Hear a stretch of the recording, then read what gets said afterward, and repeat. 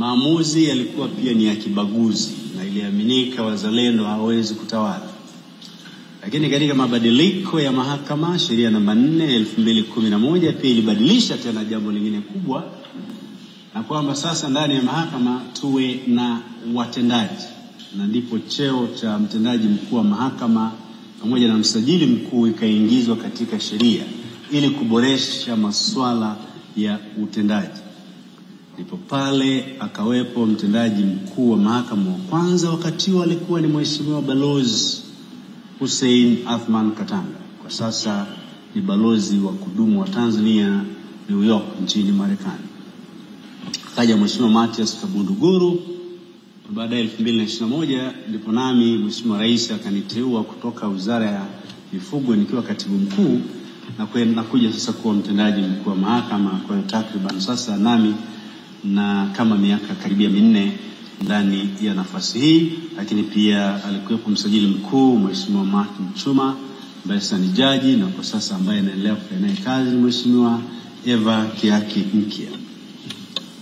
Kwa hakika mfumo huo umesaidia sana kushajiisha utendaji na masuala ya mashauri. Kupata tuelewa kidogo, kwa sasa jaji mkuu ni Profesa Ibrahim Hamis Juma, lakini kwa mujibu wa katiba ya Jamhuri ya Muungano wa Tanzania, jaji mkuu anakuwa na msaidizi maalum ambaye anaitwa jaji kiongozi, ambaye anasimamia mahakama kuu na mahakama zingine kama za wilaya, mahakama ya kimkazi wilaya na kadhalika. Kwa sasa ni Mheshimiwa Daktari Mustafa Mohamed Siad. Nilidhani ndugu zangu hayo myafahamu, kwa sababu ninyi ni waandishi wa habari na ninyi ni kioo cha jamii. Kwa maana ya rasilimali watu, tulipokuwa tunaanza miaka hiyo 1920, kwa kweli alikuwepo ni jaji mmoja tu, yani jaji mkuu na majaji wawili, walikuwa majaji watatu. Mahakama ya rufani haikuwepo. Mahakama ya rufani imeanzishwa mwaka 1978 na ikaanza kufanya kazi 1979. Majaji ambao walianza pale kwenye mahakama ya rufani walikuwa 5. Ukiangalia ile ongezeko sasa la kutoka majaji 5 hadi 39 wa sasa mahakama ya rufani, maana yake ni ongezeko la 600.5. Tumetoka mbali, ni safari ndefu, ni miaka mingi. Lakini kidogo ukizungumzia miundombinu pia, tulikuwa na majengo yaliyochakaa, yaliyochoka.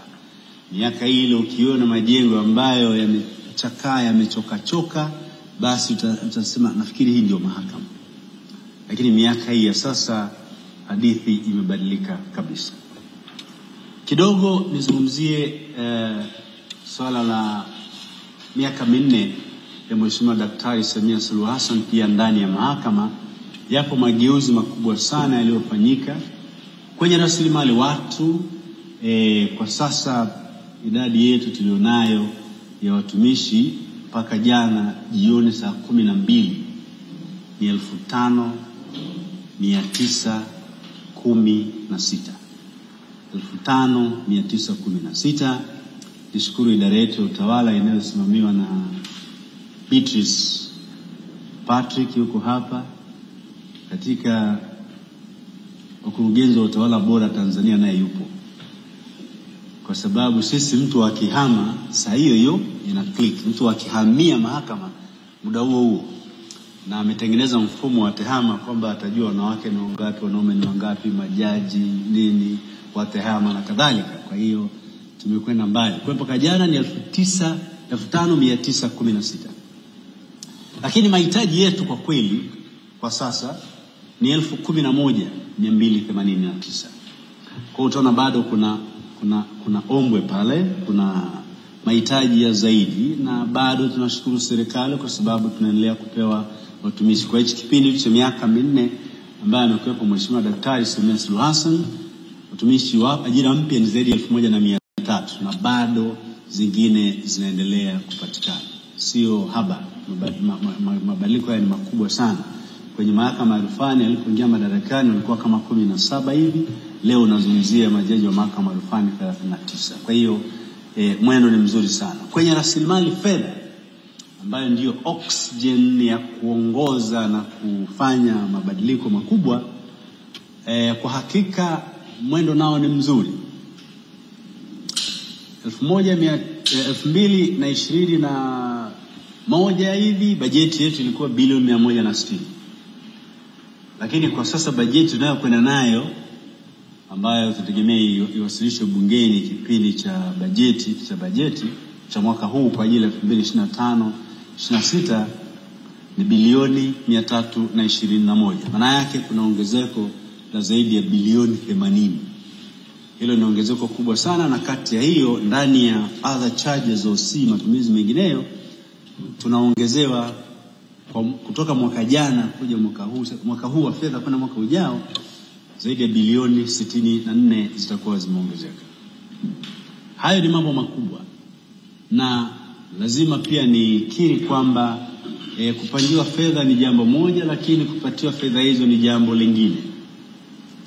Bado natumia fursa hii pia kuishukuru serikali, hususan Wizara ya Fedha, na hasa mtendaji mkuu pale, yani afisa masuuli wa Wizara ya Fedha ambaye aliyopo kwa sasa ni Dr. Natu Mwamba, kwamba kwa kweli anatuelewa, anatusikia na kutufanya kazi yetu iweze kuwa nyepesi. Na nasema haya ili ndugu waandishi wa habari na Watanzania wafahamu kwamba endapo yatakuwepo maneno yoyote popote pale ambayo yanazungumzia pengine ukosefu wa fedha ndani ya mahakama, kwa sasa mimi ndiye afisa masuhuli wa fungu namba 40 vote 40 Judiciary Fund, yani mahakama ya Tanzania. Na huo ndio ukweli kwamba serikali inajali sana masuala haya ya utoaji fedha, upangiaji fedha na utoaji fedha. Lakini vile vile nishukuru sana kamati za bunge ambazo zinashughulika na mahakama, imekuwa ikitoa ushauri mzuri sana. Zipo kamati 3 ambazo zinahusika nasi kwa namna moja au nyingine: kamati ya kudumu ya bunge ya sheria na utawala bora, ambayo mwenyekiti wake ni Mheshimiwa Daktari Joseph Kizito Mhagama. Tunawashukuru mno kwa ushauri wao. Lakini ipo kamati ya bajeti ambayo sasa fungu 40 yenyewe haiangaliwi na kamati ya kudumu ya bunge ya kisera, inaangaliwa na ile kamati ya bajeti ambaye mwenyekiti wake ni ndugu Oran Manase Njeza na wajumbe wake wengi nao wamekuwa wakitushauri sana. Lakini ipo kamati inaitwa PAC, Parliamentary Accounting Committee, kamati ya fedha, inafuatilia miradi. Mahakama huko ipo miradi mingi sana ambayo serikali inafadhili, ambayo mwenyekiti wake Mheshimiwa Ndegenjwa Kaboyoka. Kamati hizo zote 3 zinawakilisha bunge. Mfahamu kwamba bunge linatunga sheria, mahakama inatafsiri, serikali inatekeleza. Sasa hata masuala ya fedha lazima pia ikaidhinishwe na bunge. Kwa hiyo lazima tuwashukuru sana kwamba mara zote wamekuwa ni washauri wetu wakubwa ambao wanatusaidia ili tuweze kwenda vizuri na tuende kwa utaratibu ambao unafaa. Ndugu waandishi wa habari na Watanzania wenzangu, hiyo ni hali ya fedha inavyokwenda, lakini pia hali halisi kwa ajili ya masuala mazima ya watumishi.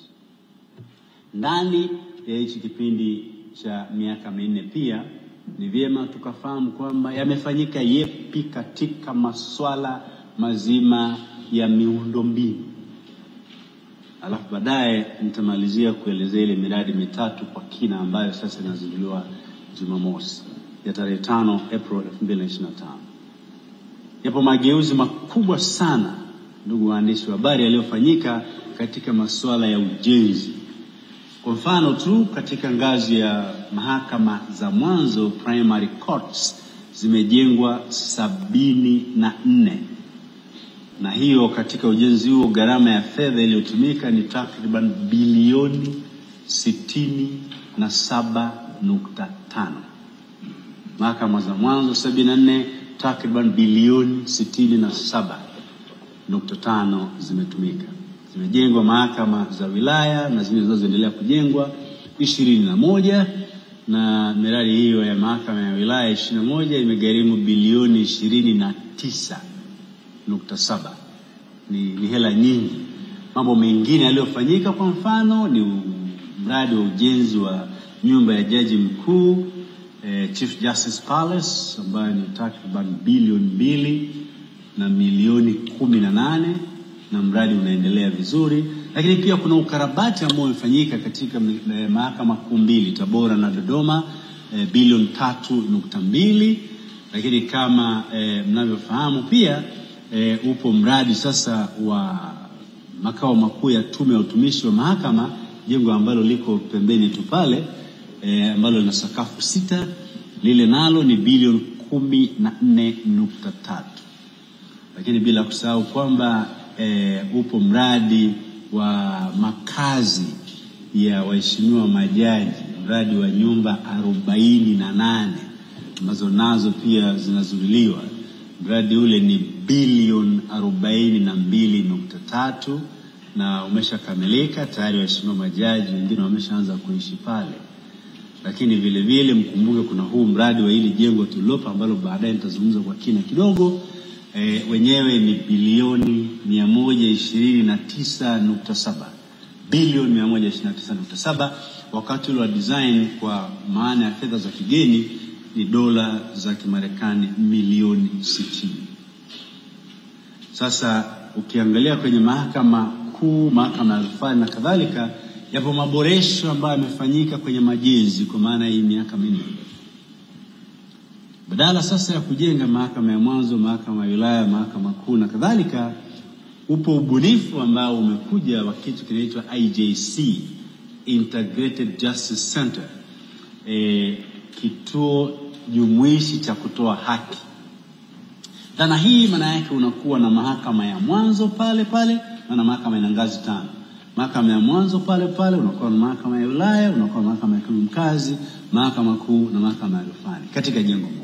Kwa hiyo unaweza kuona jinsi ambavyo kwa kweli ni jambo kubwa. Sasa wakati Mheshimiwa Rais Dr. Samia Suluhu Hassan anaingia madarakani, ipo miradi iliyokuwa inaendelea, iliyokuwa imeanza awamu ya 5 ya Mheshimiwa Dr. John Pombe Joseph Magufuli, lakini Mheshimiwa Rais Daktari Samia Suluhu Hassan ndiye aliyezindua